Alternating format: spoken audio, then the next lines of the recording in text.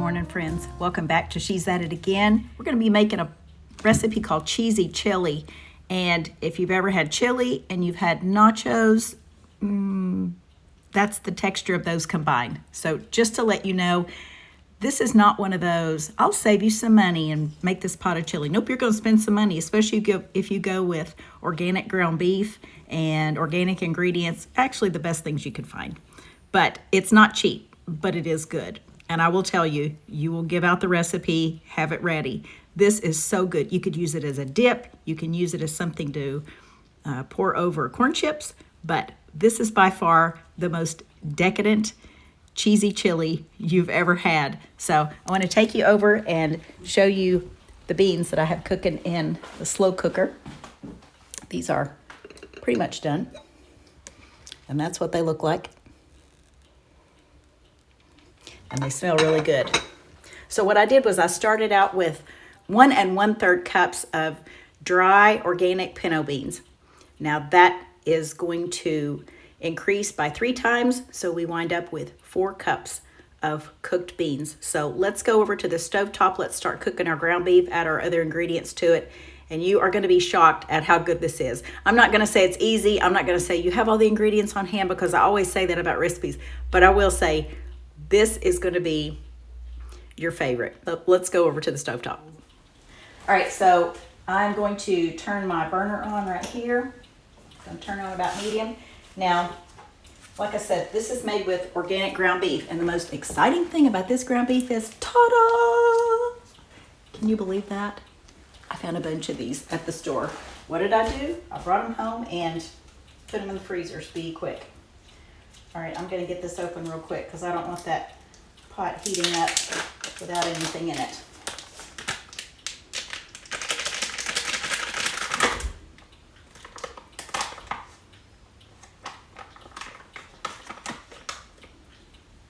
I love finding ground beef on sale. In fact, I found this ground beef on sale. I had no room in my freezer. When I say no room, I mean I would have had a hard time finding a place to put an ice cube in there, and I have 3 freezers. But my sweet neighbor Katie, I called her and said, "Can I put some things in your freezer?" And she said, "Oh, sure." Well, her freezer is almost full too, but she let me put it in there. So we're trying to figure out how to eventually get it back over here, because every time I have a space in there, I think, oh, I could buy something to put in there, and I forget I've got ground beef over at her house. Oh. So I'm that bad neighbor. All right, if you didn't know that you could pull the backs off these to open them up, if you buy your ground beef at Kroger, you can't. Well, if you buy this kind of ground beef at Kroger, not all packages are like that, but these are super easy to open. All right, we're going to take and break these up so they don't cook into a meatloaf.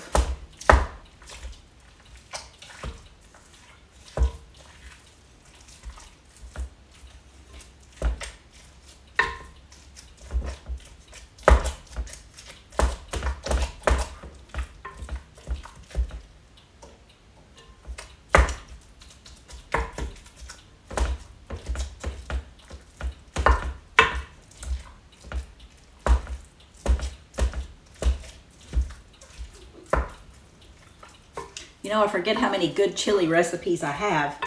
The last few years, I've been working with a local business in our small town, helping to revise their menu. They wanted to get different things on their menu for their dinner guests there.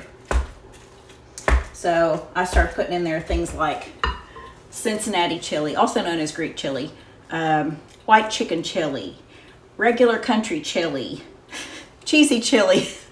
Isn't somebody commented to him one time, how many times are we going to have chili? And he said, he had to remind him, this is all different things. It's like having the word chicken in a recipe, but it could be chicken spaghetti, or it could be fried chicken, or it could be a chicken fried steak. I mean, it's not the same chicken. In fact, chicken fried steak isn't chicken at all. So just because it has the same word in it, but they were kind of wigging out over the word chili and all the menu items, but he had to reassure them it's not the same chili. Now there are some people go, hey, I'm good with chili every day, but I do have friends that say that.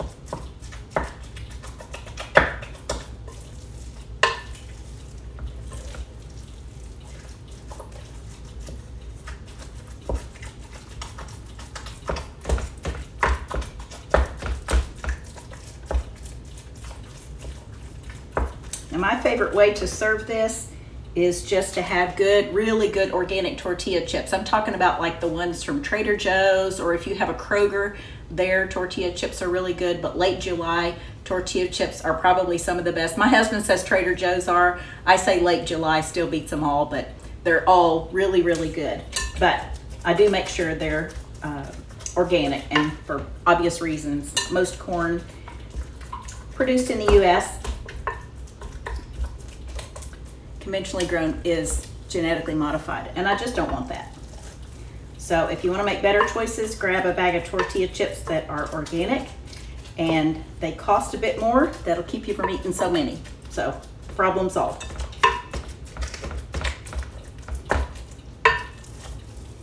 But my favorite way to serve this is with tortilla chips, just a bowl of it with tortilla chips, but you could also use it with corn chips, or I don't really know how else you could use it, but I'm sure there's somebody out there that go, you know what, all I had was mashed potatoes and I just poured it over that. Go, yeah, you go with that. You do that.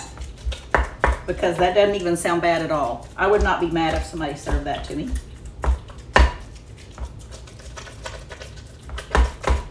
You could probably use this to top baked potatoes. And that wouldn't be a bad thing either.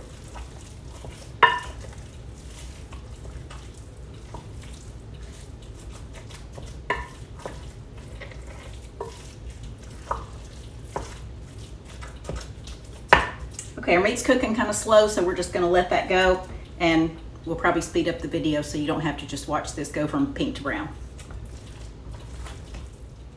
Since this is a pretty large amount of meat, this is 3 full pounds of ground beef, I'm going to go ahead and put the lid on this pan to cook it.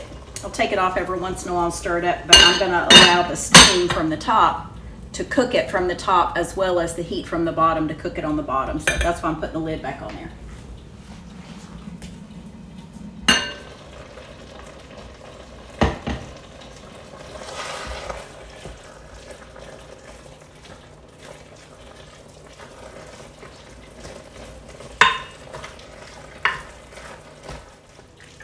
This is almost completely gone from pink to brown, so I'm going to start adding our other ingredients.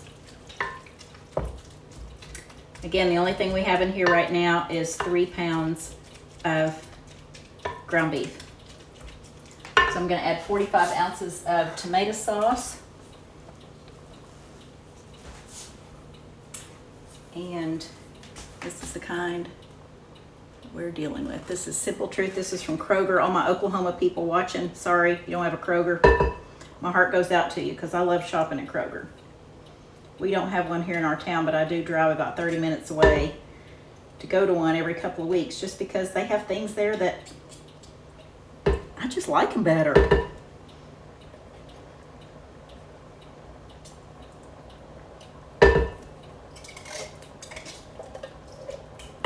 Better turn my heat down so it doesn't start splashing me right in the face.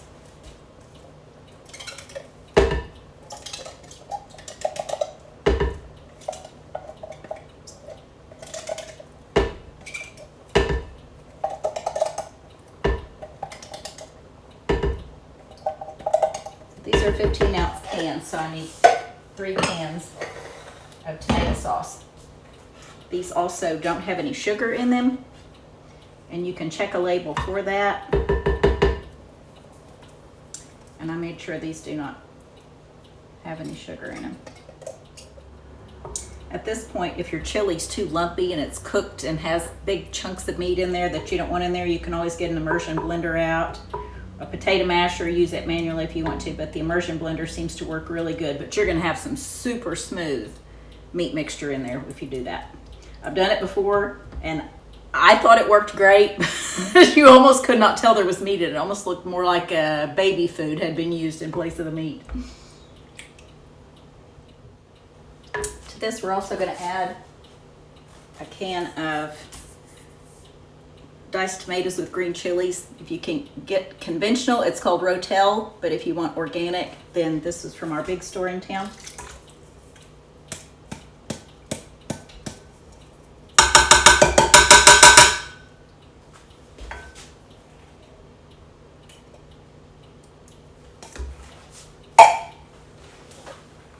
We also want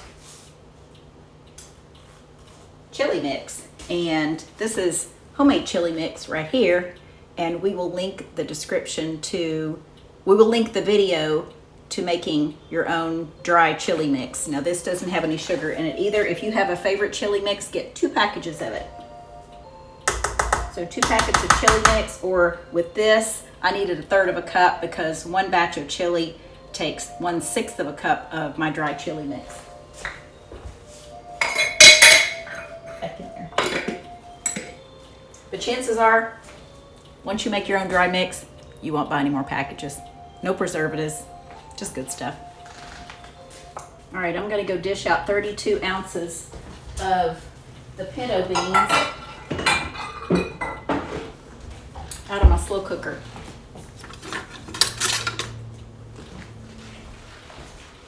So it took the entire slow cooker. So about 1 1/3 cups of dry pinto beans turned into 4 cups of cooked pinto beans.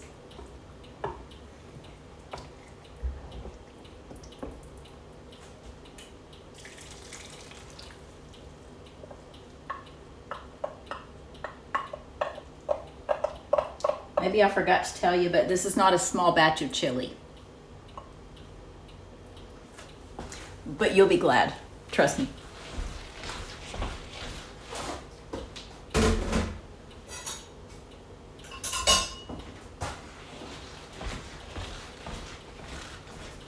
I'm gonna turn this camera around. You gotta see my doggies.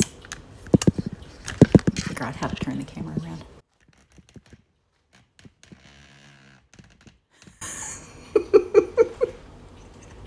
I have this little upholstered, I call it a tuffet, a little ottoman over there that sits in the corner of the dining room, and I put a baby, a fitted crib sheet on there, and they can't get enough of it. They think they are so privileged. They sit on that tuffet where the sun comes into the draperies. They love that silly thing every morning. That's the first place they hop up to, is on that tuffet. I think the house could be on fire and they'd just stay there.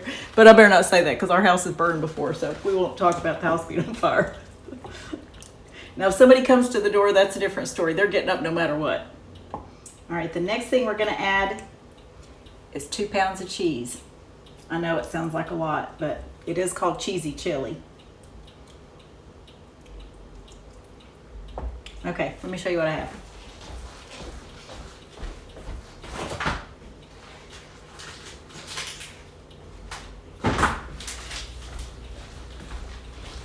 Let me just warn you ahead of time. Don't try to get by with buying singles.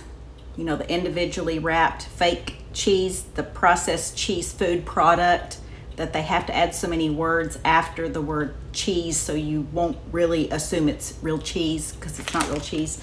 Now, this is processed American cheese. Processed gets me, but you know what? That's just what it is. This is what we're buying. Or using, but we had to have 2 of them. So 2 pounds of American cheese. You can buy them in different size packages. I just think it's kind of cool when they make the zip top package, just in case I don't use all of them, but we're using all these. No, I take that back. I think I have a package that's partially open. Maybe I can save part of the new one and use the older one. Let me see how much I have left of it. Okay, I have 6 slices in the older package that was in my fridge. So we'll put those 6 slices in here, and then we'll reserve 6 slices out of one of the zip top packages and put it back in the fridge. I know that doesn't make sense to a lot of people, but for me, it's just a matter of hey, this one was fresher, it's newer, and that's the one that'll last longer if I need to use it later on.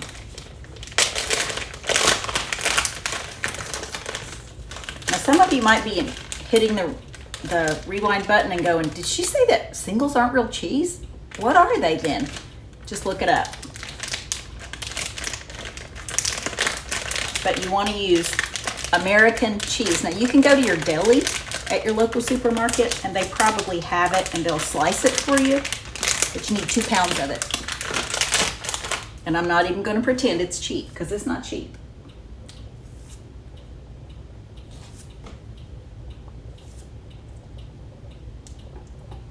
We're just going to stick those in there so they'll cook slowly and melt.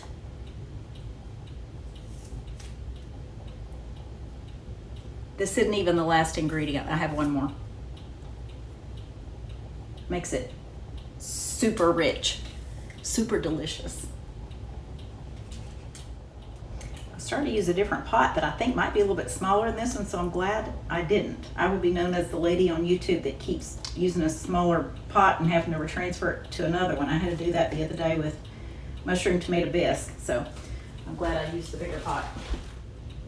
This is a 4.5 liter pot right here, but I would say use one bigger, especially if you're going to make this and then take it somewhere. You don't want this spilling in your car. Number one, you'll have to lick at the floor mats because this is an investment. It's not just cook something and if it works out fine. No, you've got expensive ingredients in here, so you don't want it to spill, number one, in your car and get it dirty. You don't want to waste any of it, and you want to keep it safe as you're traveling. Okay, we're going to lower the heat just a little bit and cook this slowly just until the cheese gets melty, and then we'll stir it again and we'll add our last ingredient.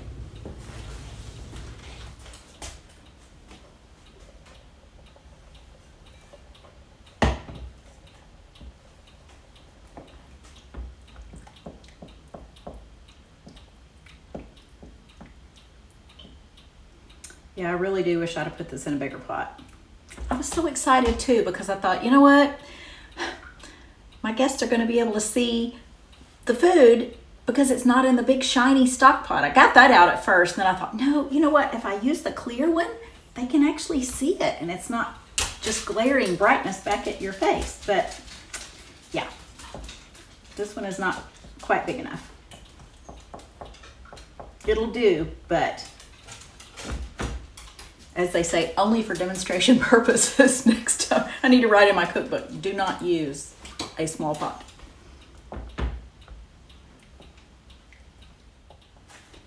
Okay, I can still feel globs of cheese in there, so we're still gonna let the heat up just a bit before we add our last ingredient in there.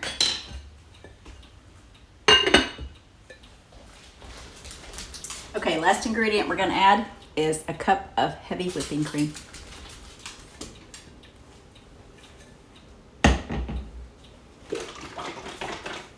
I don't know if mine's a cup or not. I'm going to add it until it comes to the top of this pot because I don't want to run it over. I can always add more later.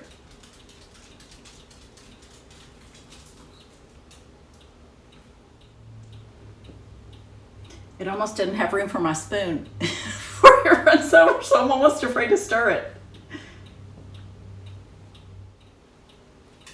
Okay, that is a decadent pot of chili right there. It smells so good. Now guys, this is not spicy. If you like a spicy chili, feel free to add your own spices to it. You can always add more to it later on, but you can't take it out once you put it in there. So for your guests that don't like a spicy chili, just be considerate of them and then add your own spice to your individual servings to it if you'd like to, or add jalapenos to it, which is my favorite.